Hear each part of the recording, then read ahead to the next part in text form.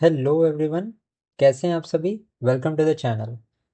So today we are going to continue our 360 degree revision series, जिसमें कि we are revising the general studies subject through the previous year questions. Now आज जो मैं question लेके आया हूँ, अभी रिसेंटली CDS2 एग्जामिनेशन कंडक्ट हुआ है in the month of September. ये सारे उसी के क्वेश्चंस हैं। ठीक है, we are going to discuss these questions and in detail हम इसका एक्सप्लेनेशन भी देखेंगे। And I would suggest you कि आप ये सारी इंफॉर्मेशन के साथ आप अपने नोट्स को बना लें, सो दैट एग्जाम में अगर ऐसे क्वेश्चंस आते हैं तो एफिशिएंटली आप उसको हैंडल कर पाएँ। So let us start our today's lecture. If you are new to the channel, पहले मैं आपको बोलूँगा कि do visit the playlist section, आपको बहुत यूजफुल कंटेंट मिल जाएगा। एंड ये 360 डिग्री रिवीजन सीरीज में I have already uploaded 6 to 7 lectures, वो भी आप देख सकते हैं। काफ़ी डिफरेंट एग्जामिनेशंस को मैंने वहाँ पे कवर किया है। So let us start today with our first question. I will first read the question, then अगर आपको क्वेश्चन ट्राई करना होगा so you can pause the video and try, and इसके बाद में you can listen to the explanation that I give. So let us first read the question. The first question is of polity section. Which one of the following features is correct about the first past the post system of the elections? Now, a candidate who wins may not get the majority of votes. Second is more than one representative may be elected from one constituency. Third is voters vote for the party, not the candidate. Fourth option is every party gets seat in the legislature in proportion to the percentage of the vote that it gets. अब अगर आपने first past the post system के बारे में थोड़ा सा भी पढ़ा होगा in the M Laxmikanth book, तो you will get to know that this system is currently used in the elections in the Lok Sabha as well as the state legislative elections.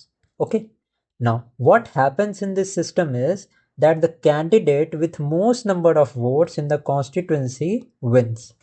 ठीक है, दो कैंडिडेट्स या जितनी भी पार्टी हैं उनके different different candidates यहाँ पे इलेक्शंस में दे स्टैंड, एंड जितने भी वोट्स उनको मिलते हैं उस बेसिस पे वो जीतते हैं या हारते हैं। This type of system is used in India, it is used in UK, it is USA, it is used in USA. India में Lok Sabha and state legislative assembly में this is used. Let us take an example to understand this first past the post system. Now, let us assume that three candidates are contesting the elections. Candidate A, let us say, of X party gets 60 votes. Candidate B of Y party gets 35 votes. And candidate C of Z party gets 25 votes. Now, यहाँ पे the A candidate will win. Majority is not necessary in this. ठीक है, here we are seeing that 60 votes मिले हैं A को, but B and C को combined 60 votes मिले हैं. Still A is winning. So the majority here in the first past the post system does not matter. What matters is कि दूसरे candidate के comparison में that candidate should have earned more votes. So this is what the first past the post system is. So the correct answer to this question would be a candidate who wins may not get the majority of votes, as we have seen in the example. So the correct statement will be A. Let us see the other options as well.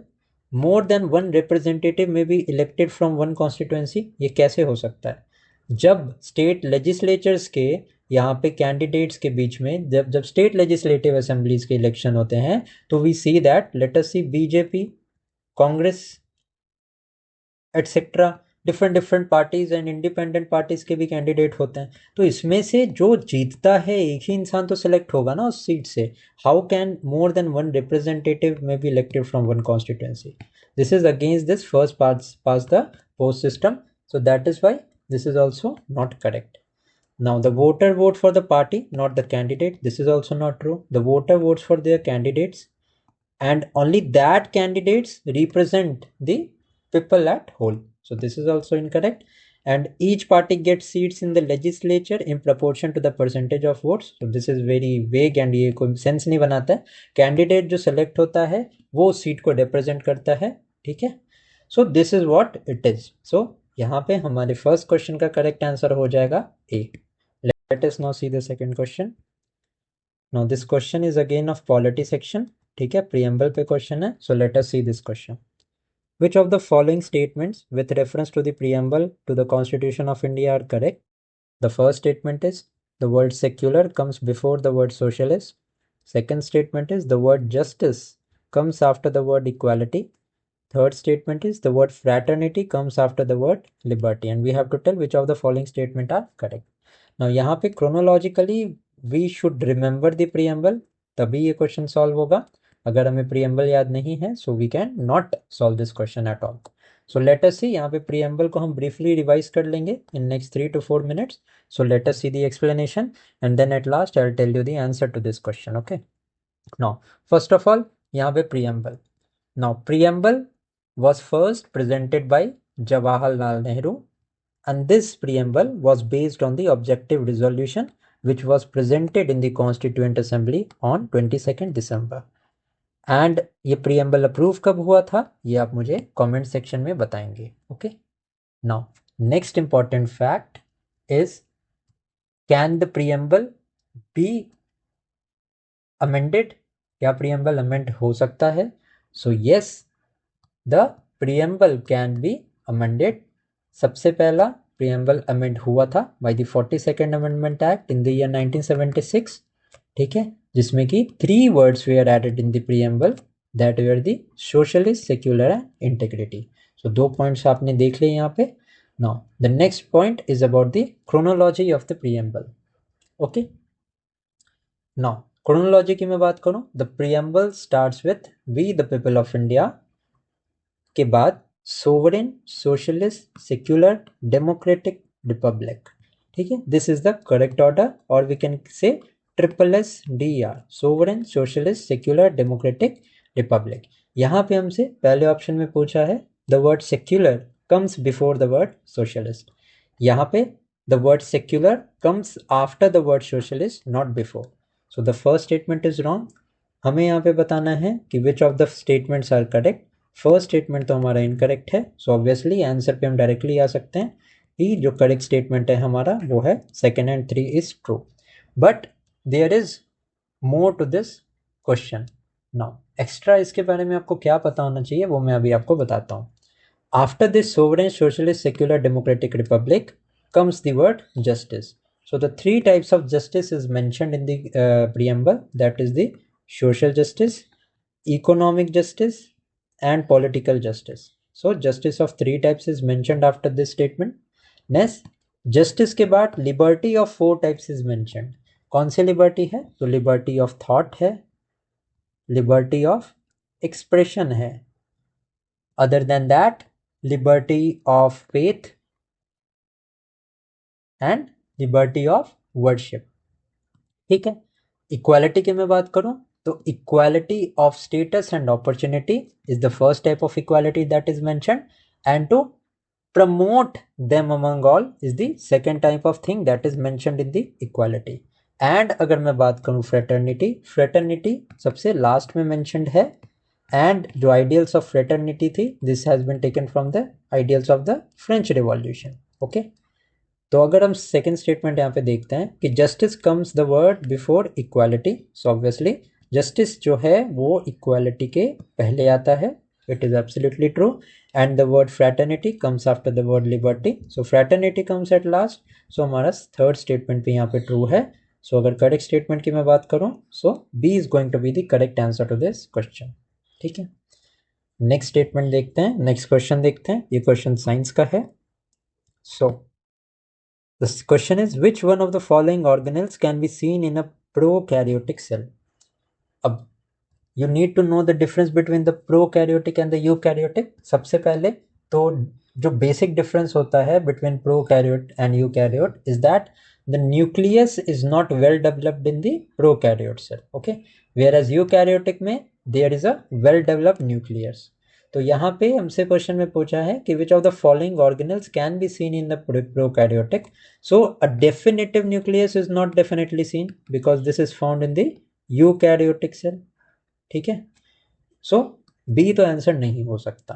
Other than that अगर मैं बात करूं तो जो plasma bound membrane है that is there in the eukaryotic, but prokaryote में ये नहीं होता है. Okay, because membrane bound nucleus नहीं होता है, so the organelles that is there generally floats in the on the prokaryotic cell. That is why prokaryotes and eukaryotes में commonly जो ऑर्गेनेल होता है दैट इज राइबोसोम. ठीक है, ribosome is present there is both prokaryotic cells as well as the eukaryotic cells. So C will be the correct answer. But अगर मैं आपको कुछ यहाँ पे एक्स्ट्रा इन्फॉर्मेशन दूँ तो माइटोकॉन्ड्रिया का यूज क्या, फंक्शन क्या है, it is known as the power house of the cell. ये तो हम क्लास 8-7 से ही पढ़ते आ रहे हैं, ये तो आपको पता होगा. राइबोसोम की मैं बात करूं, so ribosome is there for the protein synthesis. ठीक है, नेक्स्ट अगर मैं बात करूं गोल्गी बॉडीज का, तो the work of Golgi bodies is to pack the proteins and lipids. This is the work of Golgi bodies. ठीक है, एक और होता है लाइजोसोम्स. अब लाइजोसोम्स की मैं बात करूं, सो this is the known as the suicidal bags of the cells. Lysosomes are the suicidal bags of the cell. So ये भी आपको पता होना चाहिए. And then there is endoplasmic reticulum. And endoplasmic reticulum का क्या वर्क होता है ये आप मुझे कमेंट सेक्शन में बताएंगे. इसके अलावा आपको पता होना चाहिए endoplasmic reticulum is also of two types. One is the smooth endoplasmic reticulum and there is the rough endoplasmic reticulum. About ER you will tell me in the comment section. देखते हैं आपने कितना साइंस रिवाइज किया है from the NCERTs. Let us see. इस question का particularly correct answer would be ribosomes. C is the correct answer. Next देखते हैं. अब हमारा क्वेश्चन है regarding the international organisations. This is an important question. किसी भी एग्जाम्स में ये ऑर्गेनाइजेशंस की ईयर ऑफ फॉर्मेशन आपसे पूछ सकते हैं. तो पहली organisation that is mentioned is European Union. Second organization is Asia Pacific Economic Cooperation, that is APEC. Third is the Association of Southeast Asian Nation, that is ASEAN. And then there is Free Trade Area of the Americas. अब इन तीनों के बारे में तो आपने ज़रूर सुना होगा, बट FTAA के बारे में आपने नहीं सुना होगा. इसके बारे में भी इस वीडियो में हम बात करेंगे. Now, year of formation की मैं बात करूँ, so this European Union, this was formed on the 1st November 1993. So ए का यहाँ पे हमारे करेक्ट मैच इज 4. ठीक है, now European union was formed by this matrix treaty. And यहाँ पे एक एडिशनल इंफॉर्मेशन जो आपको पता होनी चाहिए, यूरोपियन यूनियन का headquarters is located in Brussels. Second is the Asia Pacific economic cooperation APEC. APEC जो था that was formed in November 1989 with headquarter in Singapore. ठीक है, ये ब्रसेल्स कहाँ है, दिस इज इन बेल्जियम. ये ध्यान रखना, आप इतना तो पता होना चाहिए आपको, but still I am writing this. Next is हमारा ASEAN, that is association of south east Asian nations. Okay, this ASEAN was founded in the year 1967 with the headquarter in Jakarta, Indonesia. Okay, and जो हमारी last organisation है यहाँ पे that is the free trade area of the Americas, that is FTAA. This was founded in the year 1994.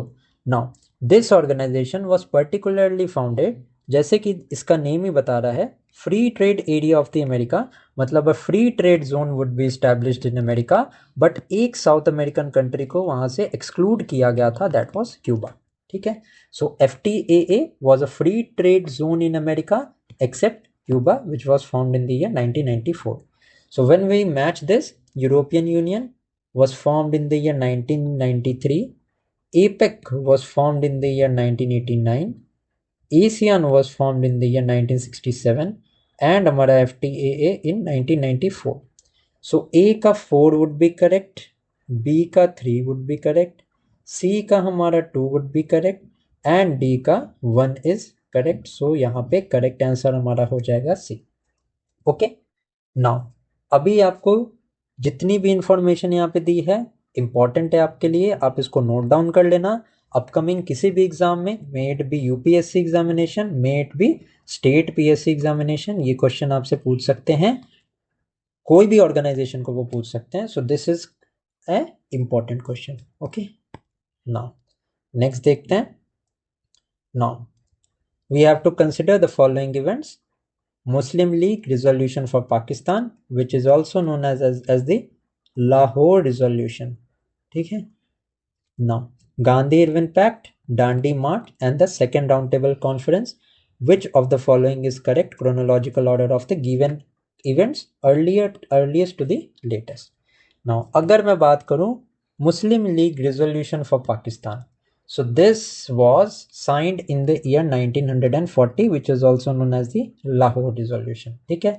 A demand for separate Pakistan was made, and अगर मैं further इसका extension करूं तो 1946 में a direct action day was also observed, and ये direct action day भी वो exam में पूछते हैं. ठीक है. So ये भी आपको पता होना चाहिए. Direct action day में mass level of riots happened throughout the country. So Lahore Resolution was passed in the year 1940 and Direct Action Day in 1946. Gandhi-Irwin Pact की मैं बात करूं तो Gandhi-Irwin Pact was signed in the year 1931. Now, अगर आपको इसका थोड़ा सा theoretical part होगा तो ये question easily solve हो जाएगा. Now, Gandhi-Irwin Pact was signed in the year 1931. Now, Gandhi-Irwin Pact में एक यहाँ पे settlement ये भी था कि Gandhi ji have to end the civil disobedience movement. ठीक है. Civil disobedience movement it started by breaking the salt law. ठीक है. डांडी मार्च से स्टार्ट हुआ था डांडी मार्च से स्टार्ट हुआ था सिविल डिसोबीडियंस मूवमेंट.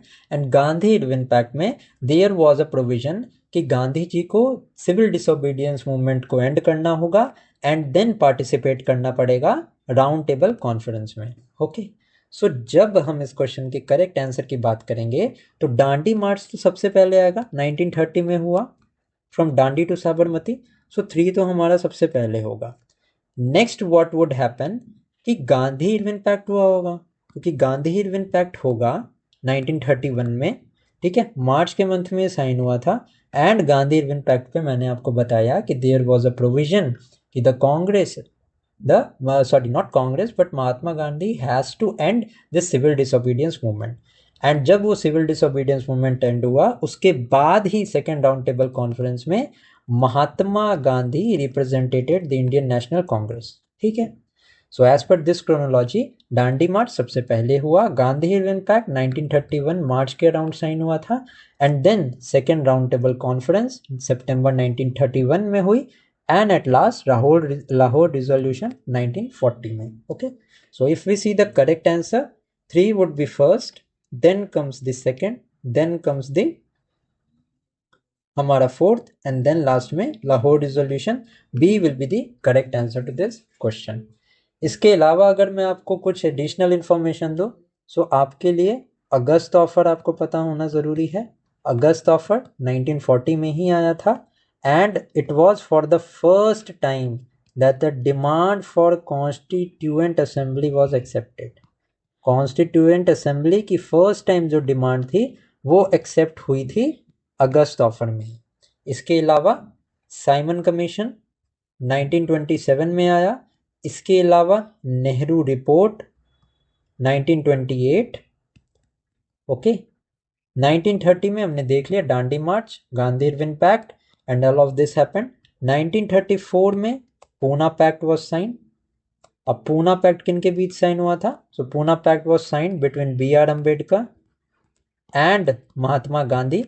1934 से पहले जो 1932 का ईयर था उसमें रैमसे मैकडोनाल्ड अवार्ड, ठीक है, कम्युनल अवार्ड जिसको बोला गया, दैट वाज प्रेजेंटेड, जिसमें कि separate electorate were announce for the depressed class. And उस सेपरेट इलेक्टोरेट के वजह से ही this Poona pact has to be signed, जिसमें कि B.R. Ambedkar he agreed to leave this joint the separate electorate, whereas the seats were increased for the depressed class in the assembly. Okay.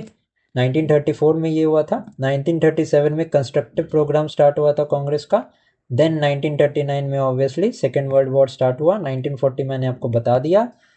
Then again 1942 में Cripps mission आया. 1942 failure of Cripps mission led to quit India movement. 1942 में quit India movement हुआ. Then again फिर 1945 में Wavell plan आया. Wavell plan को successful बनाने के लिए 1945 में ही शिमला कॉन्फ्रेंस हुआ.